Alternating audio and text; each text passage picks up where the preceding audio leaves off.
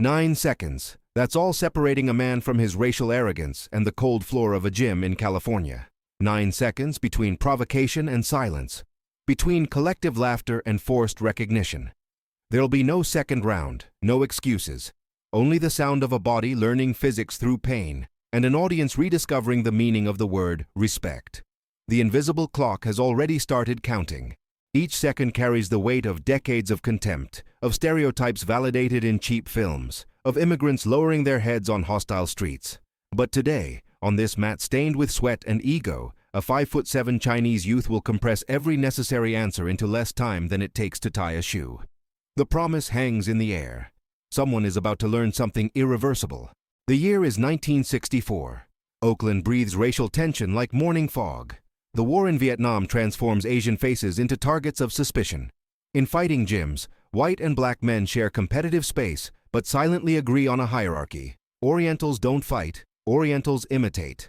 Bruce Lee knows this belief. He's encountered it in every American city, in every doubtful glance, in every condescending smile when he mentions kung fu. Karate instructors treat him like a dancer. Boxers treat him like a frustrated actor. Ex-military treat him like a representative of the yellow enemy. His newly opened school attracts the curious, but few commit. Americans want spectacle, not discipline. They want confirmation of superiority, not challenge to beliefs. And today, on an ordinary afternoon of open training, these beliefs will materialize in the form of a large, confident man completely ignorant of what's about to happen. Bruce Lee didn't choose this moment. The moment chose him. He was merely demonstrating basic Wing Chun technique to 3 beginner students when the voice cut through the air. It wasn't a whisper, it was a public declaration. Orientals don't know how to really fight, they just do dance and movie tricks. The phrase carries the casual comfort of accepted social truth. Nobody in the gym protests. Some smile. The man who spoke measures 6'1", weighs 200 pounds, has hands the size of shovels. Ex-Marine, boxing practitioner for 8 years, respected for his capacity to absorb and distribute damage. He's not nervous. He's bored by the anticipated ease. Bruce Lee could ignore it, could smile diplomatically, could walk out the door and preserve the afternoon. But the door is already closed, not physically but by the presence of witnesses. Retreating now would validate the sentence. So he breathes deep, turns completely, and accepts. The gym occupies a renovated warehouse in Oakland's industrial district. Exposed brick walls painted faded gray, high windows covered by metal mesh that filter afternoon light into oblique blades.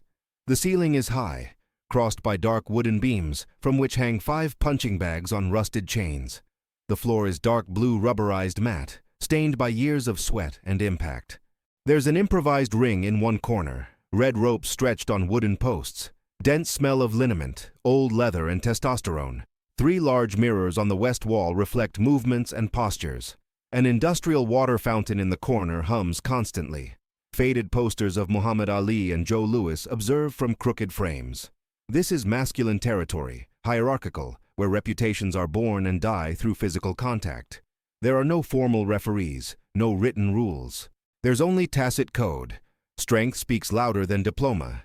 It's 4 in the afternoon on a Thursday, open training time, when regular practitioners share space with the curious and beginners. 12 men occupy the gym at this moment. 8 are white, 3 are black, 1 is Bruce Lee. The internal temperature is 5 degrees higher than the street, air heavy with overlapping breaths. Some practitioners work punching bags with mechanical rhythm, punch, breathe, punch. 2 do light sparring in the ring. Enormous padded gloves producing muffled sound of controlled impact. The gym owner, a graying 50-year-old man with a nose broken 3 times, watches from a bench near the door, arms crossed, neutral expression. He doesn't intervene in spontaneous challenges. Intervening would be admitting that his space can't regulate its own hierarchy. So he just watches, professional witness to colliding egos. The radio in the corner plays low rock, distorted guitar competing with the sound of impacts. Bruce Lee has been at the center of the mat for 15 minutes, demonstrating basic Pak Sao and Lop Sao sequence to 3 students. 2 are Chinese Americans in their 20s, thin, attentive, notebooks open on the floor noting terms in Cantonese. The third is white, 32 years old, high school teacher fascinated by martial arts after watching a samurai film. Bruce wears black cotton pants, simple white t-shirt, bare feet, no traditional uniform, no belt, no props. His movements are economical, precise, accompanied by explanation in slightly accented English. He demonstrates how to redirect force instead of blocking it frontally, how to use body structure instead of isolated muscle. His voice is calm, didactic. He doesn't present himself as a warrior. He presents himself as an engineer of human movement. This bothers some present. American fighters expect martial posture, vocal authority, displays of power, ritual intimidation. Bruce Lee seems more like a physics teacher than a fighter. The man who will challenge him is called Frank. Last name irrelevant, identity diluted into archetype. Frank is 31 years old, works at a naval shipyard, drinks beer with colleagues every Friday, votes Republican, greets white neighbors and ignores the others. He served 3 years in the Marine Corps, returned with stories from Okinawa and functional contempt for Asians. He's not a monster, he's a product. He genuinely believes that race determines physical capability. He saw small Japanese during occupation, saw Chinese in Chinatown bent under the weight of shopping bags, never saw an Asian in a professional ring, never saw an Asian on a football field. So his belief has empirical validation within the limited universe he inhabits. He's practiced boxing for 8 years, has good defense, powerful straight, above average cardiovascular endurance. He won 4 amateur fights, lost 2. He's not a champion, but he's competent. And median competence allied with obvious physical advantage seems sufficient against a 100-pound Chinese instructor who speaks too softly to be dangerous. Frank finishes a series of hooks on the heavy bag and walks to the water fountain. His steps are heavy, intentional. He drinks water without hurry, looking over the cup in Bruce Lee's direction. 2 colleagues approach. One of them comments something low that provokes contained laughter. Frank wipes his mouth with the back of his hand, stares again. The distance between them is 8 meters, but attention has already begun to concentrate. Other practitioners diminish the intensity of training, some stop completely. Everyone knows this social choreography. Alpha male observes intruder, measures territory, decides if he'll mark position. Bruce Lee continues demonstrating technique, but his voice gets slightly lower. He perceives the change in atmospheric pressure. One of his students looks in Frank's direction and returns his gaze to the floor quickly. Fear is contagious. Frank senses the fear and it feeds his confidence. He takes 3 steps in the group's direction, stops, crosses arms. Forearm muscles bulge under tanned skin. Faded Marine Corps tattoo visible on left bicep.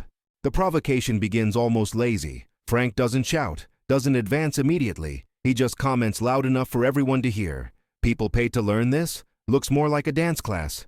Calculated pause. Some laugh. Nervous sound of those who want to belong to the winning group. Bruce Lee stops mid-demonstration, hands still in Pak Sao position. He doesn't turn immediately. Breathes deep once, then turns slowly. His face is calm, no visible anger, no jaw tension. This calm irritates Frank more than any aggressive response would. He expected fear or indignation. He receives neutrality, so he escalates. Orientals don't know how to really fight. They just do dance and movie tricks. Saw plenty of that in Okinawa. Lots of show, no results. Now the phrase carries historical weight. It's not personal opinion, it's military testimony. Other practitioners stop completely. The sound of gloves in the ring ceases. Even the radio seems lower. Bruce Lee still hasn't responded. He just observes Frank with an expression that could be scientific curiosity. The silence lasts 4 seconds that feel like 20. Bruce Lee finally speaks, voice still controlled. Martial arts aren't a show, they're applied science. If you have genuine interest, I can explain the principles. The response is verbal disarmament, bridge offering. But Frank doesn't want a bridge. He wants public validation of superiority. He laughs, looks around ensuring everyone witnesses, then responds. Science? Boy, fighting is about who hits harder and takes more punishment, not about chi and mystical energy. He pronounces chi with exaggerated scorn, thin voice imitating stereotypical Asian accent. 2 men laugh too loud, performance of loyalty. Bruce Lee doesn't divert his gaze. His students recoil half a step involuntarily. The numerical inequality is obvious. Bruce is alone in hostile territory, surrounded by men who share racial code with the aggressor. There are no visible allies. The gym owner remains seated, observing. His neutrality is a form of permission. If he wanted to stop this, he would have stopped it. His silence says, "Settle it between yourselves." Frank takes 3 more steps. Now he's 4 meters away. Critical territory where conversation ends and physical confrontation becomes imminent.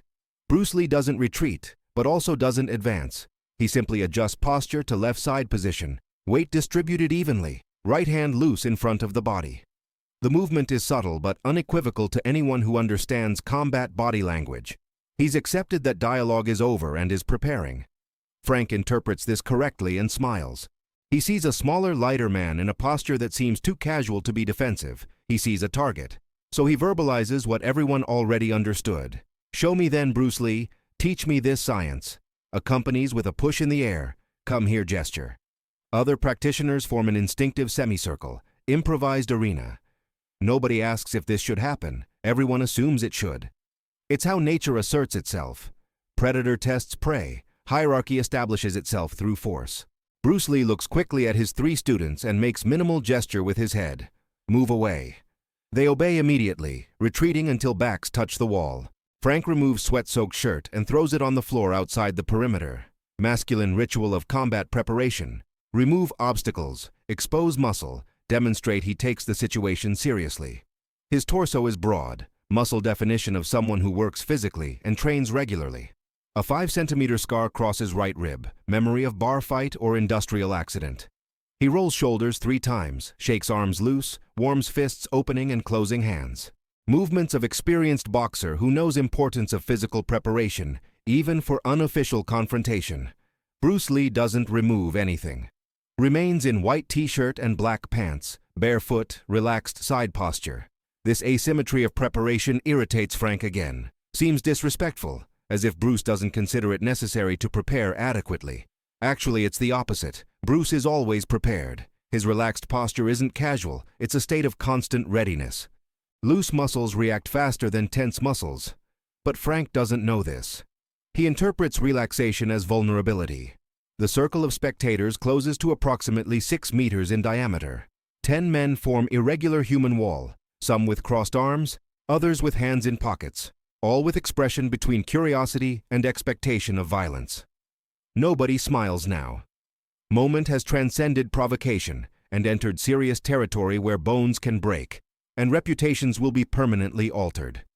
The gym owner remains seated but leans body forward, elbows on knees. He's seen hundreds of these confrontations, knows how to read signs, and something in the way Bruce Lee maintains low center of gravity without appearing crouched, how his eyes don't blink, how his breathing remains controlled while Frank breathes faster. Something in this activates alert instinct. But he doesn't intervene. Men need to learn through consequence. Air inside the circle seems denser, charged with collective adrenaline. Sound of multiple breaths creates involuntary soundtrack. Someone coughs nervously. Radio in the corner still plays, but nobody listens. Frank assumes orthodox boxing stance. Left foot forward, knee slightly flexed, weight distributed 60% on back right leg. High guard, left hand at chin height, right protecting ribs, elbows closed, chin lowered, eyes fixed on Bruce Lee's face. It's solid stance, tested in rings and sparring, designed to defend against straight punches and hooks while allowing explosive counterattack.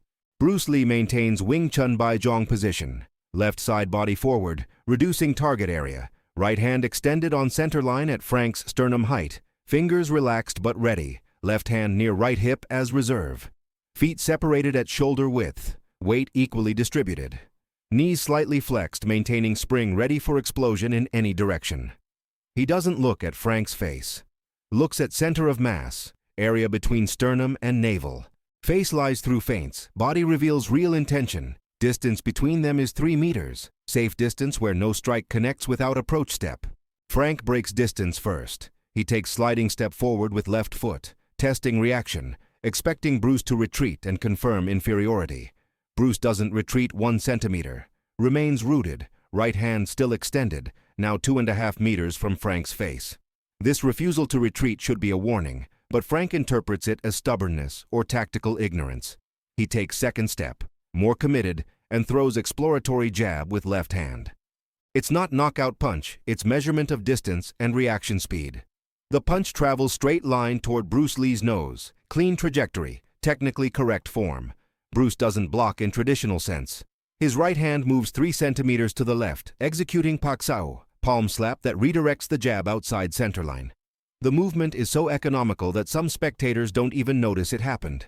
Frank feels his fist being deflected, losing target, cutting empty air. Fraction of second of imbalance. Tiny window, but sufficient window. Bruce could counterattack now but doesn't. Not yet. He's reading speed, weight commitment, breathing patterns. He's collecting data.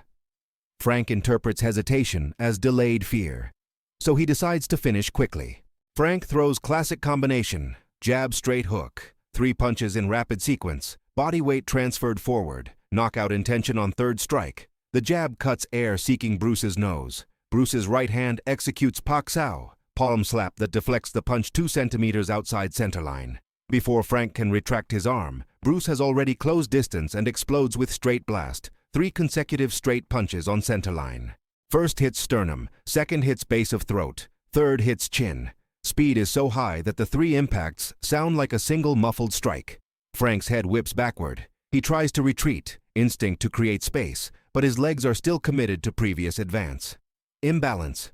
Bruce doesn't pursue immediately, waits 0.2 of a second, reading reaction. Frank stumbles half a step, guard undone, mouth open seeking air. 3 seconds elapsed. Frank tries to regroup, raise guard again, but body doesn't respond with habitual speed. Strikes to throat affected breathing. Bruce reads hesitation and executes low side kick. Low side kick that hits Frank's left front thigh exactly over femoral nerve. Impact produces dry sound of flesh compressing against bone. Frank's leg gives partially, knee bends involuntary. He doesn't fall but loses support base. Weight unbalances to the right. Tries to pivot to recover position, but Bruce is already out of counterattack angle. Frank turns head looking for where Bruce went. Finds him half a meter to the left. Side posture again. Right hand extended. Waiting. Frank's breathing is accelerated, irregular. Sweat runs faster. He perceives for the first time that he's in real danger. Throws desperate hook, strike without adequate setup. Pure attempt to connect something significant. Bruce evades, doesn't block. 6 seconds. Frank's hook cuts empty air, and the momentum of his own arm rotates him 15 degrees beyond necessary. Left side exposed for half a second. Bruce Lee doesn't waste. Executes hook kick, arc kick that travels from bottom to top hitting side of Frank's neck just below the jaw. It's not maximum power kick, it's precision kick. Hits carotid sinus, area that controls blood flow to brain. Impact disarms Frank's balance system. Vision blurs, legs lose coordination, center of gravity disappears. He stumbles sideways, arms open trying to find support that doesn't exist. Right knee touches mat first, then left hand. He's on 3 supports, head low, breathing heavy and noisy. Consciousness present but motor functionality compromised. Spectators are mute. Some took involuntary step backward. 8.5 seconds elapsed since Frank's first jab. Bruce Lee has 2 seconds of window. Frank is vulnerable, partially fallen, incapable of adequate defense. It would be moment to finish with ground strikes, punches to fall in face, cement of domination. Every boxer would do this. Every street fighter would do this.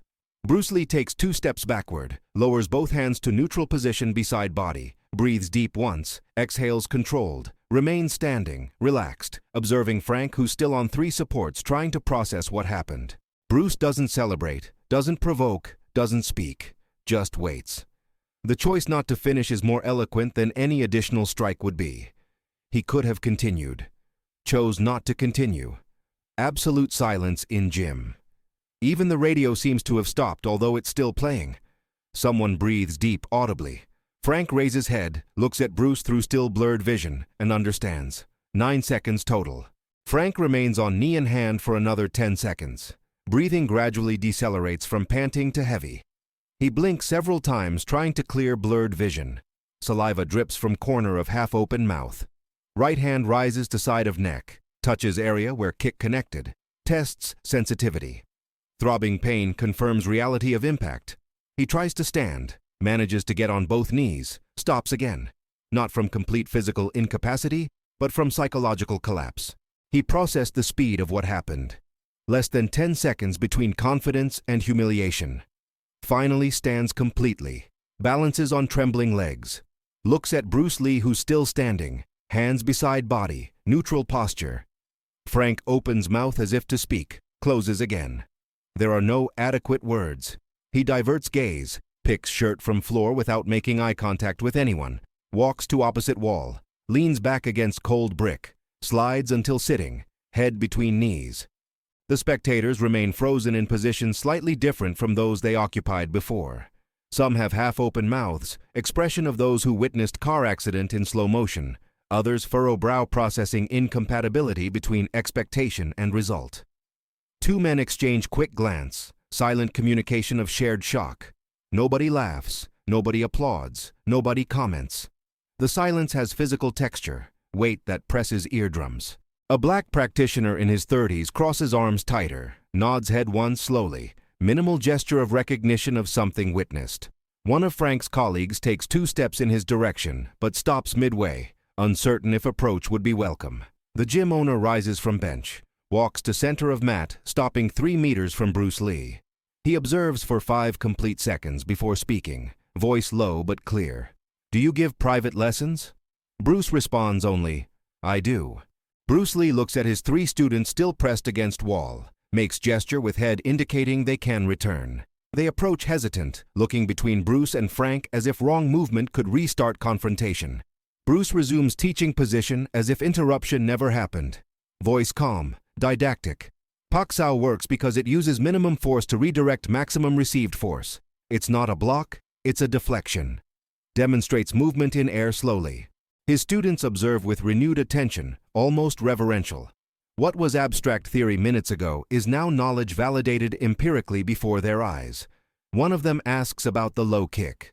Bruce explains femoral nerve anatomy, how temporary impact causes loss of muscle function. Speaks like biology teacher, not like warrior. This dissonance between executed violence and resumed pedagogy disconcerts remaining spectators. They expected triumph, celebration, humiliation of the defeated. They receive anatomy lesson. 20 minutes after the confrontation, 4 practitioners who witnessed approach Bruce Lee separately. None mentions Frank directly. They ask about class schedules, monthly cost, if they accept beginners without previous experience. One of them, a 26-year-old amateur boxer, asks specifically about straight blast and if it works against larger opponent. Bruce responds with patience, demonstrates angle and trajectory, explains importance of body structure over muscle strength. The man nods, mentally notes. Before leaving the gym that afternoon, 3 of them take paper with Bruce Lee's school address. Following week, 2 appear for experimental class. Frank doesn't return to gym for 17 days. When he returns, arrives late, trains alone on bag in farthest corner, avoids open training time. On the 3 occasions he crosses paths with Bruce Lee in following months, nods head briefly, neutral, without hostility, but without approach. The racial comment never repeats. Other practitioners notice change. Nobody comments openly, but social hierarchy has been silently rewritten. Story circulates through witnesses who relate with growing details. In the martial arts community of Oakland and San Francisco, multiple versions emerge. Some say 5 seconds, others 15. Some exaggerate that Frank was unconscious, but factual core remains consistent. Small Chinese instructor defeated large American boxer in less than 10 seconds using unfamiliar technique and chose not to humiliate after victory. This second part impresses more than technical knockout. Validates Bruce Lee not just as fighter, but as teacher with moral code. Traditional karate masters hear story with initial skepticism, then with curiosity. Some visit Bruce Lee's school to observe, stay to train. Asian American students who hesitated to practice martial arts for fear of confirming weakness stereotype now have counter-narrative. They no longer need to lower heads on hostile streets. The story becomes tool of peaceful resistance, proof that competence transcends prejudice when demonstrated with surgical precision. Decades later, when Bruce Lee is already global myth, this type of confrontation will be reported hundreds of times by direct and indirect witnesses. Details vary, names change, places get confused. But pattern remains identical. Skeptical challenger, rapid confrontation, technical victory, refusal of humiliation. What began as isolated incident in an obscure Oakland gym becomes template for how to respond to discrimination without reproducing discriminators' violence. Young Asians growing up in hostile neighborhoods in the 70s and 80s hear these stories from fathers and uncles, learn that dignity doesn't require destruction of opponent. Competence demonstrated with moral control is worth more than brutal knockout without educational purpose. The question that echoes beyond the story isn't, can you win? But when you win, what will you do with your victory? Answer defines not just fight's outcome, but type of person you choose to be when power is finally on your side and nobody can stop you from using it however you want.